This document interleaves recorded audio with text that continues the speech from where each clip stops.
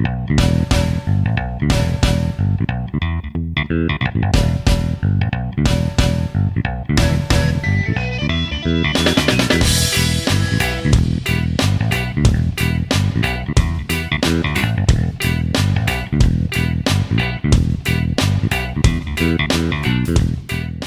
मेरा carat dam attitude है फिलहाल।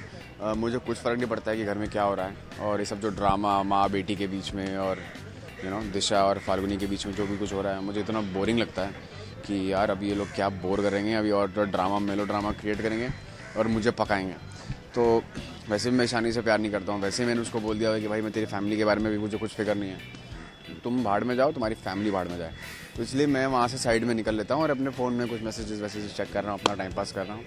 इतनी देर में फाल्गुनी गिरती है, उसको और बड़ा शौक लगता है कि भाई ईशानी को भी पता है। मैं बोलता हूँ और मेलो ड्रामा और पका रहे हैं लोग मुझे, फिर मैं वहाँ से निकल ही जाता हूँ। फिर ऋषि आता है तो मैं बोलता हूँ भैया ऋषि को मैंने ही बुलाया, क्योंकि मुझे पता है कि ये बहुत ही कमीना, धोखेबाज और खुदगर्ज और लिच्चड़ किस्म का इंसान है, पर फिर भी ये आज के दिन बहुत ही काम का बंदा है। और मैंने इसको बोला था कि दिशा की ज़िंदगी बर्बाद करे और उसकी वाट लगाए अच्छी तरीके से। तो सबको गुस्सा आता है कि मैंने क्यों ऐसा बर्बाद करा है। मनोज को भी गुस्सा आता है कि तूने कमीने मेरी होने वाली पत्नी की ज़िंदगी बर्बाद कर दी और ऐसे प्लानिंग प्लॉटिंग की। तो मैं उधर ऋषि की बुराइयां करते जाता हूं और मैं अपनी बुराइयां करता हूं कि हम दोनों ने मिलकर ये सब काम किया, मुझे बदला लेना था इसलिए मैंने काम किया। So finally Manas comes to know कि Disha was not wrong girl, but उसको फंसाया गया। और इसी तरीके से Manas agrees to marry Disha although she is pregnant. देखो वो गुस्सा है अभी, वो ही इज़ हर्ट और वो इमोशंस फील नहीं कर रहा है दिस मोमेंट। तो मतलब लेकिन वो अपने क्या बोलते हैं, जो अंदरूनी जो क्वालिटीज़ हैं उसकी, वो कभी भूला नहीं है और वो भूलना चाहता भी नहीं है उन चीज़ों को।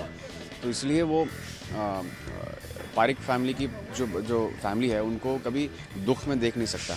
ऑल्दो वो खरी खोटी सुना देता है क्योंकि वो दिखाना चाहता है कि आई हेट यू, पर पीठ पीछे से वो हेल्प करता है। पीठ पीछे से वो ये दिखाता है कि that he still cares for the family.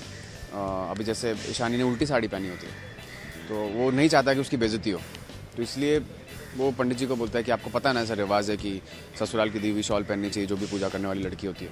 तो बोलते हैं हाँ। तो फिर मैं उसको शॉल पहना देता हूँ ताकि जो उसने वो जो गूफ अप किया है उल्टी साड़ी पहनने का, वो किसी को पता ना लगे। तो this is a care which Ishani comes to know कि he still cares for me, और वो जानबूझ के उल्टी साड़ी पहनती है वो देखने के लिए कि रणवीर कुछ इस पर एक्शन लेता है या नहीं। सो इन छोटी छोटी चीज़ों से उसको पता लगता है कि रणवीर स्टिल लव्स हर। नफ़रत अभी एक फसाड टाइप है जो वो उसने अपने आसपास क्रिएट करके रखा है। He has created a wall in front of him where वो नहीं चाहता कि उसके लाइफ में कोई भी इमोशन या कोई भी दोस्त या किसी भी चीज़ का एक, क्योंकि उसे भरोसा टूट चुका है बेसिकली, और जिस इंसान का भरोसा टूट जाता है तो उसे जोड़ना बहुत मुश्किल हो जाता है। और एक आईने के भी अगर 100 टुकड़े हो जाएं तो उसे जोड़ना बहुत मुश्किल होता है, तो उसे वक्त लगता है अगर जोड़ना भी हो तो इसलिए अभी ही इज़ टेकिंग टाइम। और मेरे ख्याल से जैसे जो ऐसे टाइप के इंसान होते हैं जो बहुत एक्सट्रीम्स सोचते हैं, कभी कभी प्यार बहुत बेइंतहा करते हैं और अगर नफ़रत करते हैं तो भी फिर वो माशाल्लाह करते हैं। तो मेरे ख्याल से रणवीर उनमें से एक है। वो ये देखना चाह रही थी कि ये सिर्फ नफ़रत मतलब सिर्फ दिखाने के लिए करता है या फिर एक्चुअल में प्यार भी करता है, या मतलब अभी भी उसके दिल में प्यार बाकी है कि नहीं। तो ये जेस्चर से उसको पता लग जाता है कि रणवीर स्टिल लव्स हर कहीं ना कहीं ने। हाँ, तो वो खुश हो जाती है, माँ को भी देखती है और वो मन में लड्डू फूटता है। नहीं मैं तो बस शॉल पढ़ा देता हूँ, मैंने उल्लू है ये लड़की है करके मैं गुस्से में बैठ जाता हूँ। तो मतलब मैं ये रियलाइज़ नहीं करता कि उसको पता चल गया। अभी क्या होता है, अभी क्या है कि जैसे पहले ईशानी गुस्सा रहती थी शादी के बाद और मैं उसको मनाया करता था, उसके साथ जोक्स प्ले करता था और मस्ती वस्ती करता था।